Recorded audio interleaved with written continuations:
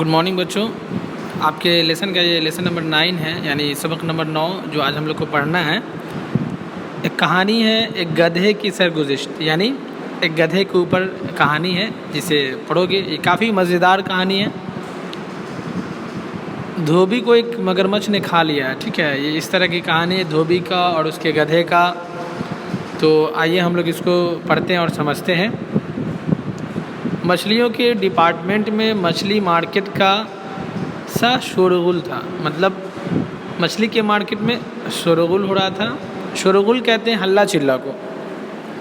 کان پڑی سنائی نہیں دیتی تھی. اب تک میں دفتری کارروائی کا خاصا عادی ہو چکا تھا، اس لیے میں نے پہلے کاؤنٹر کی پہلی کھڑکی سے شروع کیا. دفتر کہتے ہیں آفس کو. اب پہلے کلرک نے کہا، میں تو صرف مچھلیوں کے انڈوں کی فائلیں لیتا ہوں، آپ آگے جائیے. اب ایک کلرک تھا، وہ کہہ رہا ہے کہ میں مچھلیوں کے فائل کو دیکھتا ہوں. دوسرے کلرک نے کہا کہ میرے پاس تو صرف مچھلیوں کے ذخیروں کے متعلق معلومات ہیں، وہ بھی صرف 3 قسم کی مچھلیوں کے تعلق سے: راہو، سامن اور پامفریٹ. آپ نے کیا نام بتایا؟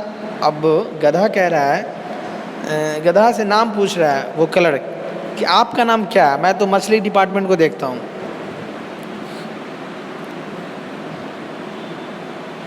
راہو، میں نے آہستہ سے دہرایا. کلرک نے انکار میں سر ہلا کے کہا، اس نام کی کوئی مچھلی ہمارے پاس نہیں ہے، آگے جائیے. مگر میں نے تشریح کرنی چاہی. کلرک نے سر ہلا کے کہا، بیکار بحث مت کرو، آگے جاؤ. تیسرے کلرک سے میں نے چھوٹتے ہوئے کہا، صاحب مگر مچھ ہے. تیسرا کلرک بولا، شارک مچھلی کے تیل کے بارے میں اگر پوچھنا چاہیں تو پوچھ سکتے ہیں، ورنہ آگے جائیے، کیونکہ میں شارک مچھلی کے تیل کی دیکھ بھال اور اس کے بارے میں جانتا ہوں. اب گدھا بیچارہ چوتھے کلرک تک پہنچتا. میرے غصے کا پارا خوب بڑھ چکا تھا. وہ کہہ رہا کہ میرا غصہ اتنا چڑھ گیا تھا کہ دل کہہ رہا تھا کچھ کر دوں. یہاں ایک بوڑھا کلرک اپنی چونچ سی ناک نکالے. چونچ سی ناک مطلب چونچ جیسی ناک نکالے ایک بڑا سا رجسٹر کھولے اونگھ رہا تھا. میں نے کہا، سنو اور تمہیں سننا پڑے گا. بات یہ ہے کہ ایک دھوبی کو ایک مگرمچھ نے کھا لیا ہے. اب بوڑھے کلرک نے اپنے کانوں پر ہاتھ رکھ کر پوچھا، کیا کہتے ہو؟ ایسا کیا؟ اب وہ گدھا دماغ لگایا اور کہہ رہا کہ ایک دھوبی کو ایک مگرمچھ کھا لیا ہے. تو وہ جو بوڑھا کلرک تھا وہ ٹینشن میں آ گیا، حیرت زدہ ہو گیا. میں نے چلا کے کہا، ایک دھوبی کو ایک مگرمچھ نے کھا لیا ہے.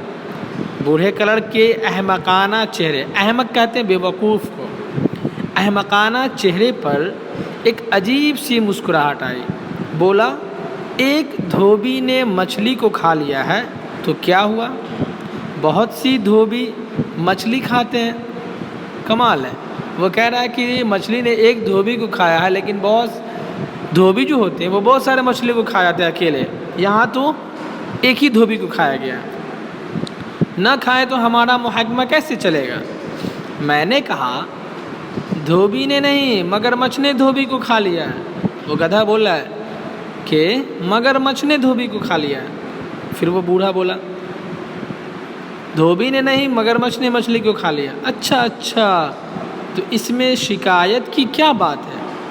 بہت سے مگرمچھ مچھلیاں کھاتے ہیں، نہ کھائیں تو زندہ کیسے رہیں؟ وہ بوڑھا کہتا ہے کہ بہت سے مگرمچھ ایسے ہوتے ہیں جو مچھلیاں کھاتے ہیں، نہ کھائیں گے تو کیسے زندہ رہیں گے؟ پھر میں نے زور سے چلا کے کہا، سنو، مچھلی ہیں، مگرمچھ نہیں. وہ بولا، اچھا، ایک مگرمچھ. میں نے اسے سمجھاتے ہوئے کہا، اور ایک دھوبی، ایک مگرمچھ. وہ بولا، ایک دھوبی، ایک مگرمچھ. اب آگے چلیے. میں نے کہا، دھوبی گھاٹ پر کپڑے دھوتا ہے. اب وہ گدھا کہہ رہا ہے کہ دھوبی گھاٹ پر کپڑے دھوتا ہے. اب وہ بوڑھا کہہ رہا ہے کہ اچھے کپڑے دھوتا ہے. میں نے چلا کے کہا، اچھے دھوتا تھا بوڑھے کپڑے دھوتا تھا، اگر تم سفارش کرو تو میں تمہارے دھوبی کو، میں نے بالکل بھنا سے کہا، غصہ کر کہا کہ تم بری بات نہیں سنو گے۔ وہ بولا اچھا سناؤ، بری بات آپ کی سنیں گے۔ ایک دھوبی، ایک مگرمچھ، وہ دھوبی گھاٹ پر کپڑے دھوتا تھا، پھر کیا ہوا کہ مگرمچھ نے اسے کھا لیا۔ میں نے کہا، اتنے میں ایک مگرمچھ آیا، اس نے دھوبی کی ٹانگ پکڑ لی۔ کیا پکڑی؟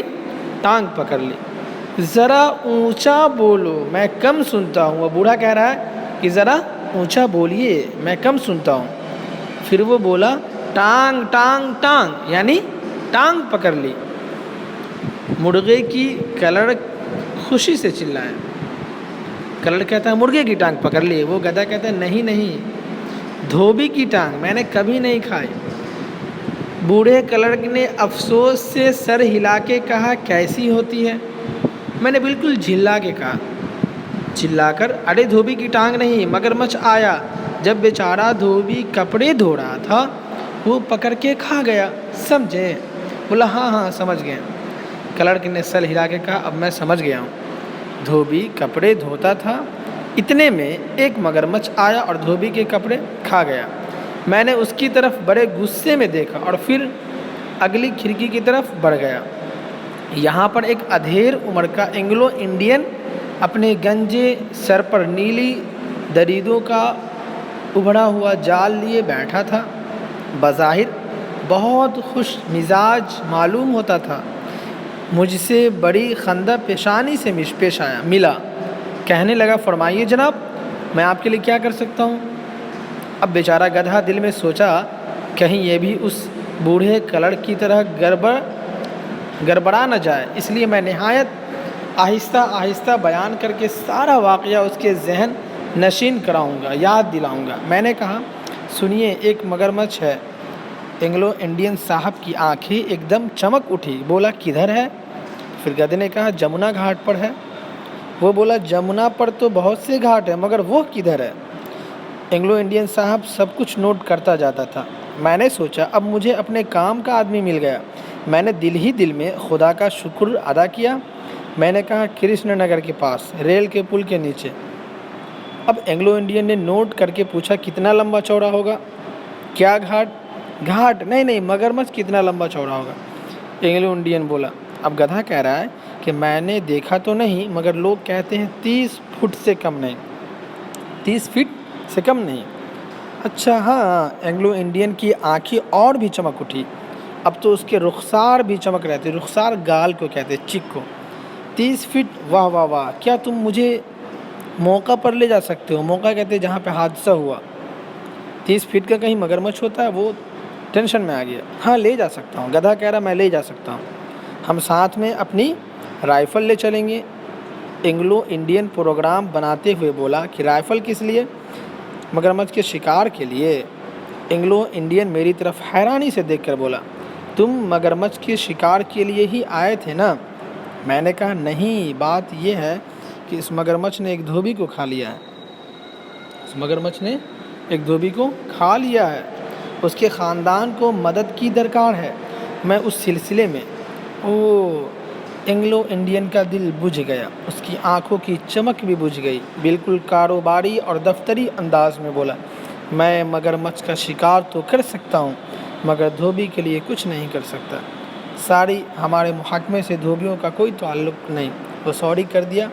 اینگلو انڈین نے بڑے غور سے اور بڑی ہمدردی سے مجھے دیکھا اور پوچھا کیا تم مرنے والے کے رشتہ دار ہو؟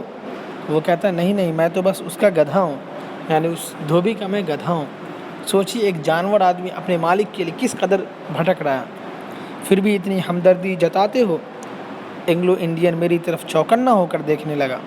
دیکھو میں تمہیں مشورہ دیتا ہوں، آج کل کے زمانے میں کسی دوسرے سے اتنی ہمدردی کرنا خطرے سے خالی نہیں ہے۔ میں نے کہا تم مجھے یہ مشورہ نہ دو، یہ بتاؤ کہ میری یہ عرضداشت کون سنے گا، میری یہ تمنا، میری یہ آرزو کون سنے گا؟ اینگلو انڈین سوچ میں پڑ گیا اور پینسل چبانے لگا۔ پینسل چباتے چباتے بولا سنو، دھوبی کا تعلق صابن سے ہے اور صابن کی درآمد برآمد کا تعلق کامرس ڈپارٹمنٹ سے ہے۔ دیکھو تم سیدھے کامرس کے وزیر کے پاس چلے جاؤ، اس کے سامنے دھوبی کی ساری بپتا رکھ دو۔ اگر وہ چاہتا ہوگا کہ دھوبی کپڑے دھو دھو کر پھاڑتے رہیں اور لوگ اسی طرح نئے نئے کپڑے پہننے پر مجبور ہوتے رہیں تو وہ اس سلسلے میں ضرور تمہاری مدد کرے گا۔ بچوں، یہ کہانی کرشن چندر نے لکھا ہے۔ یہ بہت ہی بہترین کہانی تھا کہ کس طرح سے ایک مالک کے لیے دھوبی پریشان تھا۔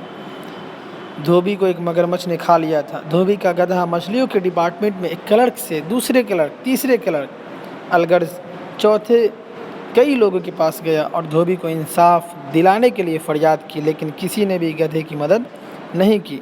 کہانی کو پڑھیے اور سمجھیے، اس کو اپنی زندگی میں ڈالیے۔ شکریہ بچوں۔